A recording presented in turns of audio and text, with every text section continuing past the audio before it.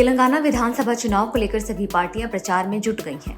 इस बीच कांग्रेस सांसद राहुल गांधी ने तेलंगाना के सिंगरेनी कोल माइंस में काम कर रहे कर्मचारियों से मुलाकात की। राहुल गांधी ने ये मुलाकात 19 अक्टूबर को की थी, जिसका वीडियो आज अपने सोशल मीडिया पर उन्होंने शेयर किया। कोयला खदान के कर्मचारियों के साथ राहुल गांधी ने जमीन पर बैठकर बात की, साथ ही कोयला खदानों के प्राइवेट हाथों में जाने को लेकर हो रहे नुकसान पर भी चर्चा की। So you are going from being laborers to bonded laborers. They are making you like bonded labor. Yes. जो पहले हुआ करता था 200-300 साल पहले, वो ही आपको बना रहे हैं फिर से। तो इसके जो 4 points हैं, ये क्या हैं? We cannot do strike. You cannot do strike. Second point, There is no job security. They can remove immediately without any notice period or something like that. third, Extending working hours to 12 hours. okay, and fourth, There is no social security for ये labour का जो पैसा है बड़ा आदमी ले रहा है, तो बड़ा जो अंबानी है, अदानी है, जो इन लोग जो है ना, वो अपना पेट बढ़ा रहे हैं। आप यहाँ ये जो प्राइवेटाइज कर रहे हैं, ये आप इसको रोकना चाहते हैं। राहुल गांधी से जब एक मजदूर ने बताया कि कांग्रेस की सरकार के दौरान उनके साथ क्या अच्छा हुआ था और बीजेपी की सरकार में वो चीजें कैसे खराब हो रही हैं, तो राहुल गांधी ने इसके पीछे जिस थ्योरी का जिक्र किया वो आप भी सुनिए।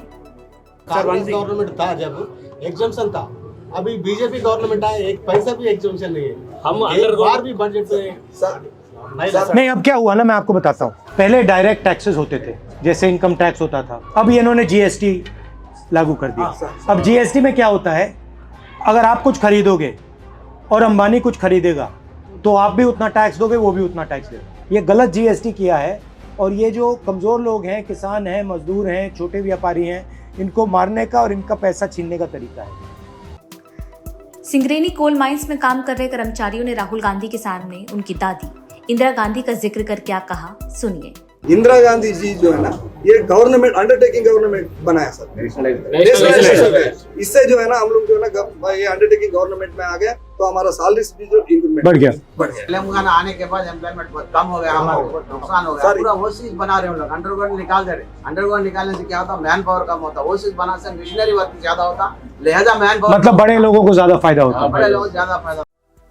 बातचीत के दौरान राहुल गांधी ने कर्मचारियों से उनकी वो मांगे पूछी जो वो लोग राहुल गांधी से चाहते हैं। सबसे जरूरी चीज क्या है? ईयर में 3 महीने सैलरी कट हो जाता है, आईटी 3 महीने चले जाए सर, ऐसे जितना है 12 महीने काम करता है तो 9 महीने की सैलरी आता है। बड़ा कॉन्ट्रैक्टर्स को उसको दे दिया सर, और सिंगरेनी का पैसा पूरा अभी तक 20,000 पैसे वो बाकी भी है। That means you are giving support to the workforce of India. Definitely I can say you sir, you will be the Prime Minister of India, no doubt in that. Please continue with support with workforce. बातचीत के अंत में राहुल गांधी ने देश की उस समस्या का जिक्र किया जिसकी वजह से असल में देश के किसान, मजदूर और मेहनतकश लोग परेशान हैं। काम आप करते हो, बोझ आप उठाते हो, आपके कंधे उठाते हैं, और फायदा कोई और उठा के ले जाता है, और ये मतलब बढ़ता जा रहा है।